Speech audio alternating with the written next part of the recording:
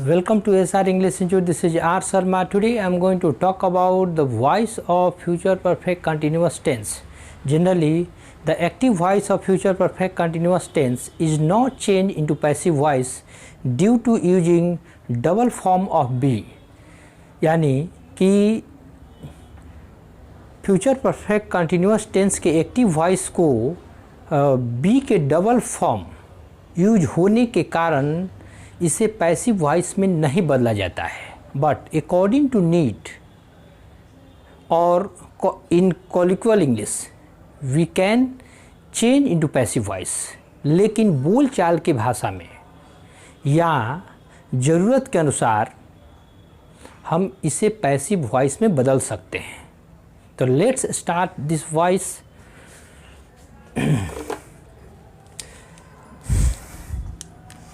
First of all I would like to tell you the identification of this voice. यानी सबसे पहले मैं इस वॉइस के पहचान को बता रहा हूँ।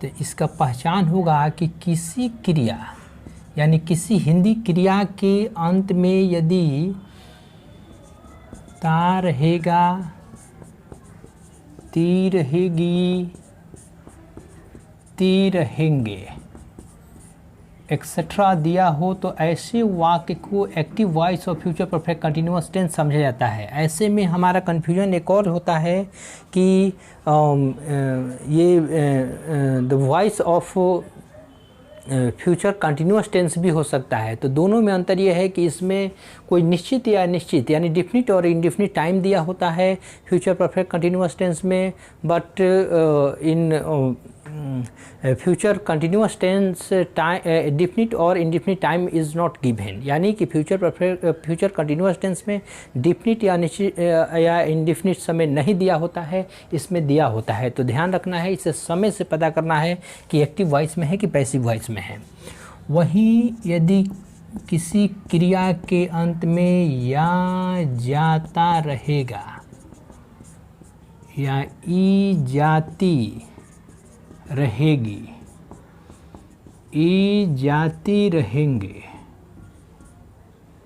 दिया हो तो ऐसी वॉइस को the passive voice of future perfect continuous tense समझा जाता है। यानी कि जब किसी हिंदी वाक्य के अंत में या जाता रहेगा, ई जाती रहेगी, ये जाते रहेंगे दिया हो तो उस वाक्य को passive voice of future perfect continuous tense के स्ट्रक्चर पर बनाना है। Now the come to the next point, the structure of this voice, structure structure जो मैं बताने जा रहा हूँ केवल इसमें असर्टिव सेंटेंस का स्ट्रक्चर बताऊँगा। असर्टिव सेंटेंस यानी इसमें भी हम 6 प्रकार से, जैसा कि हम लोग पिछले वॉइस में 6 तरह से बदलते गए हैं एक्टिव से पैसिव में, इसको भी हम लोग बदल सकते हैं। लेकिन मैं एक ही कंसेप्ट को बता रहा हूँ, इसमें आप लोग अपने पिछले वीडियो के अनुसार इसको आप बदल सकते हैं। तो ध्यान रखिए, इसमें एक्टिव वॉइस का स्ट्रक्चर होगा कि सब्जेक्ट के बाद इसमें शैल या विल का प्रयोग होगा, उसके बाद हैव का प्रयोग होगा, उसके बाद बीन का प्रयोग हुआ रहेगा, उसके बाद बिफोर का प्रयोग हुआ रहेगा, उसके बाद ऑब्जेक्ट का प्रयोग हुआ रहेगा, उसके बाद फॉर या सिंस का प्रयोग हुआ रहेगा, उसके बाद इसमें टाइम का प्रयोग हुआ रहेगा। सॉरी, अब यहाँ ध्यान रखिए कि सिंस का प्रयोग इस यानी कि फ्यूचर परफेक्ट कंटिन्यूअस टेंस में नहीं किया जाता है। सिंस का प्रयोग प्रेजेंट परफेक्ट कंटिन्यूअस टेंस या पास्ट परफेक्ट कंटिन्यूअस टेंस में ही किया जाता है। अब यहाँ पर सिंस के स्थान पर हम लोग फ्रॉम का प्रयोग करते हैं, यानी from is used in future tense in place of since. यानी फ्रॉम का प्रयोग फ्यूचर परफेक्ट कंटिन्यूअस टेंस में सिंस के स्थान पर किया जाता है। सेम वही इसका यूज करने का तरीका है, यानी डिफिनिट समय के साथ फ्रॉम का प्रयोग करेंगे, इनडिफिनिट समय के साथ सिंस फॉर का प्रयोग करेंगे। Now the passive voice will B, object को हम सब्जेक्ट के स्थान पर लाएंगे, इस सब्जेक्ट को, उसके बाद शैल विल दिया है तो शैल विल को उतार देंगे, उसके बाद हैव दिया है तो हैव को भी उतार देंगे। बीन दिया है तो बीन को भी उतार देंगे। उसके बाद V4 दिया है तो V4 is change into being, BEING, being plus V3। जब कभी भी, मैंने पहले से भी बताते आ रहा हूँ कि कभी भी किसी भी एक्टिव वॉइस में यदि V4 हो तो उसे बीइंग प्लस V3 में बदल दिया जाता है। उसके बाद बाई का प्रयोग कर कर हम सब्जेक्ट को लेकर आएंगे तो ऑब्जेक्ट में बदल जाता है। उसके बाद फॉर या सिंस का फॉर या फ्रॉम का प्रयोग इसमें किया जाता है। इसमें आदत तो सिंस वाला ही है, इसलिए सिंस लिखा जा रहा है बार बार। तो ध्यान रखना है कि ऐसे गलती नहीं करना है, नहीं तो गलत होगा किसी भी एग्ज़ाम में। अब यहाँ ध्यान रखें कि एग्जाम्पल जो होगा इसका वह है 2025 से अपना घर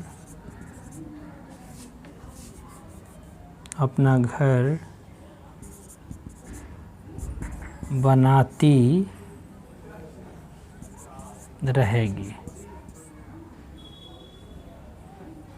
तो यहाँ पर ता रहेगा, ती रहेगी, ते रहेंगे लिखा है, यानी क्रिया के साथ, बनाना के साथ। इसलिए यह sentence the active voice of future perfect continuous tense में हुआ। अब इसे ट्रांसलेट करेंगे हम पैसिव वॉइस में, तो ही विल हैव बीन, और बनाना का BUILD ING, बिल्डिंग, बिल्डिंग का भवन भी होता है और बनाना के भी अर्थ में होता है, यानी नाउन भी है और वर्ब का V4 फॉर्म में भी है। तो जब कंटिन्यूअस फॉर्म में होगा तो बिल्डिंग होगा, और यदि नाउन के फॉर्म में होगा तो भी बिल्डिंग ही होगा। तो वो आपके सेंटेंस के यूज के आधार पर इसको प्रयोग करना है। तो यहाँ बीन के बाद V4 का प्रयोग किया जाता है, तो इट मीन्स ऐसे स्थिति में इसको V4 हम लोग समझेंगे। तो ध्यान रखना है। उसके बाद हर होम, कौन है वह 2005 से अपना घर बनवाती रहेगी है, तो सी का प्रयोग करेंगे यहाँ पर। तो यहाँ हर होम और दिया है 2025 से, तो फ्रॉम 2025। अब ये सेंटेंस यानी दोनों Hindi and English both sentence will be in active voice of future perfect continuous tense, and then the passive voice will be of this sentence। इसको पहले हिंदी में ही मैं बता दे रहा हूँ कि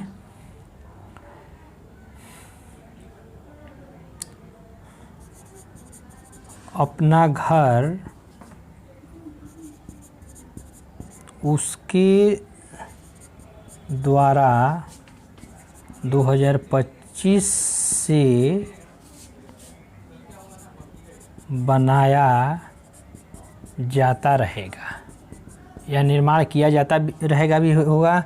तो यह सेंटेंस हुआ passive voice of future perfect continuous tense में, क्योंकि यहाँ या जाता रहेगा, ई जाती रहेगी, ये जाते रहेंगे दिया हुआ है, और उसमें देखिए डिफिनिट समय दिया है।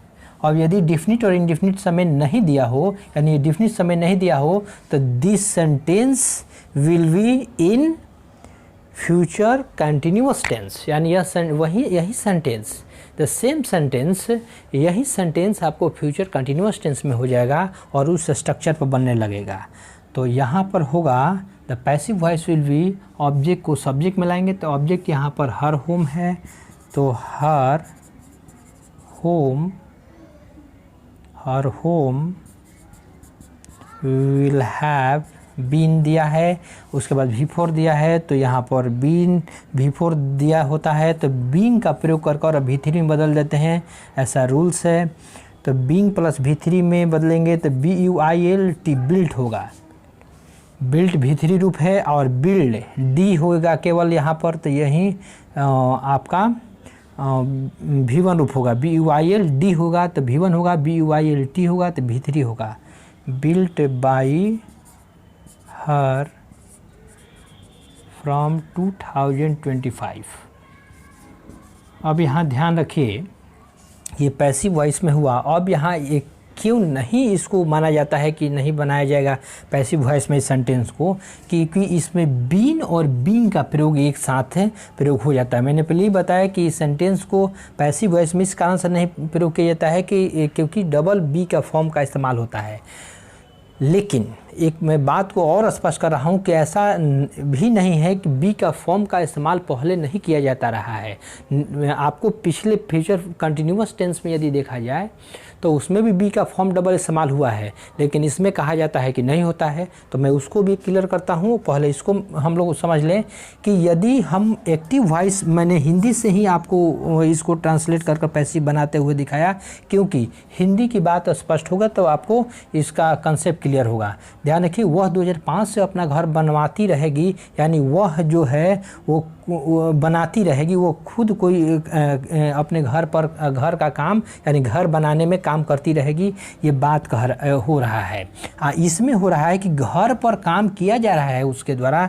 तो हम यदि इसे यानी कि इसे का मतलब है कि अपना घर उसके द्वारा 2025 से बनवाया जाता रहेगा, यदि हम बोलना चाहते हैं तो इसे हम किस स्ट्रक्चर में बदलेंगे?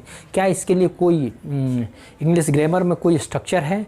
तो ऐसा कोई स्ट्रक्चर नहीं है जो इस सेंटेंस को पूर्ण कर सके या बना सके। इसलिए हमने पहले ही बताया कि according to need the active voice of future perfect continuous tense is change into the passive voice of future perfect continuous tense. यानी कि ज़रूरत के अनुसार हम एक्टिव वॉइस के यानी फ्यूचर परफेक्ट कंटिन्यूअस टेंस के एक्टिव वॉइस को पैसिव वॉइस में बदल सकते हैं, चाहे यह किसी एग्ज़ाम में दिया हो या न दिया हो, या पूछा जाए नहीं पूछा जाए। जनरली यह किसी एग्ज़ाम में इस पर पूछा नहीं जाता है, लेकिन मैंने पहले ही बताया कि यह बोलचाल के भाषा में इस पर आवश्यकता पड़ सकता है, या हमें यदि ज़रूरत हो तो इसे हम बदल सकते हैं कंसेप्ट के आधार पर। यही होना चाहिए कि V4 यदि दिखाई दे तो बिंग प्लस V3 में हम बदल सकते हैं।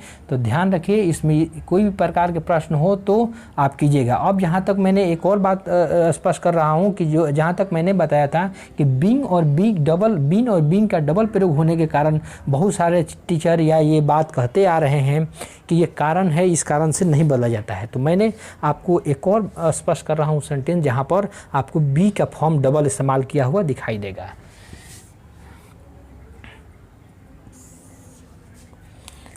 जिसमें जैसे ही इज, मैंने कंटिन्यूअस टेंस के ही जिक्र कर रहा हूँ। He is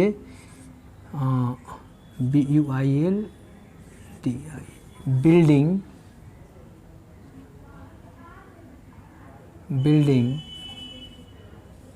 his home. ये एक्टिव वॉइस में हुआ। इसका अर्थ हुआ कि वह है अपना घर बनाता रहेगा। इसमें समय केवल नहीं दिया है। तो यह सेंटेंस यानी both Hindi and English sentence will be in passive active voice of future continuous tense, and then the passive voice will be, यानी इसका पैसिव वॉइस होगा हिज होम इज हो गया। बिल्डिंग यहाँ आ रहा है तो बिल्डिंग के स्थान पर हम बिल्डिंग यानी वर्ब का चौथा रूप है, तो V4 को हम लोग चेंज करते हैं। V4 को चेंज करते हैं बीइंग प्लस V3 में, तो BUILT बिल्ट,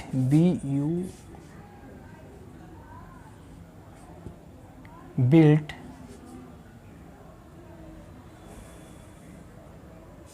यहाँ पर एल छूट गया है, BUILT बिल्ट बाय हिम। इसका अर्थ हुआ अपना घर वह है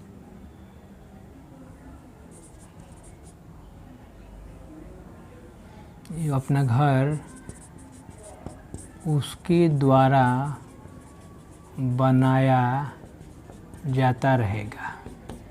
ये दोनों सेंटेंस हुआ passive voice of present future continuous tense. अब ध्यान रखिए यहाँ पर ईज, अब यदि बात करें हम कंसेप्ट का, तो यहाँ पर ईज और बीइंग क्या है?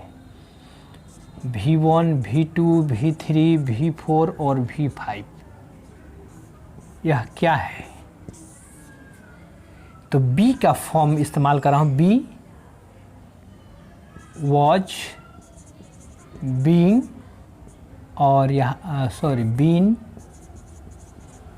और बीइंग, और यहाँ पर V5 में इज होगा। तो यदि कहा जाता रहा है सही मायने में कि बी का डबल फॉर्म का इस्तेमाल होने के कारण नहीं बनाया जाता है, तो ये बात कहना गलत होगा। क्योंकि यहाँ ध्यान रखिए कि ये भी तो बी का ही रूप है, यानी इज भी बी का ही रूप है और बीइंग भी बी का ही रूप है। तो यहाँ पर भी इज बीइंग जो हुआ ये भी तो बी का ही रूप है, ये भी बी का ही रूप है। तो here be form is used in double form, यानी यहाँ पर डबल फॉर्म में बी का यूज़ किया गया है। तो यहाँ भी तो गलत होना चाहिए इस सेंटेंस को भी, लेकिन यह सेंटेंस सही होता है। इट मीन्स हम लोग इस सेंटेंस को भी आवश्यकता अनुसार बना सकते हैं, ऐसा नहीं है कि नहीं बनेगा। अब अपने इंग्लिश विद्वानों का अपना अपना राय है, वो अलग बात है, लेकिन हमें आवश्यकता अनुसार बदलना चाहिए, चाहे वो किसी एग्ज़ाम में पूछे या न पूछे। तो thank you for watching this video. यदि आप लोगों को वीडियो पसंद आया हो तो इसे लाइक, सब्सक्राइब तथा शेयर अवश्य करें, और साथ ही छात्र कमेंट भी अवश्य करें, ताकि कितने आप लोगों को समझ में आ रहा हो। और इसके पिछले जितने भी टेंस पर वीडियो आए हैं आपको देखने के लिए आपको डिस्क्रिप्शन बॉक्स में सभी के लिंक दे दिया गया है। प्रत्येक वीडियो के नीचे आप जा करके वहां से भी देख सकते हैं। आज प्रत्येक टेंस यानी 12 टेंस समाप्त हो गया। अब मैं इसके स्पेशल रूल्स को लेकर आऊँगा नेक्स्ट वीडियो में।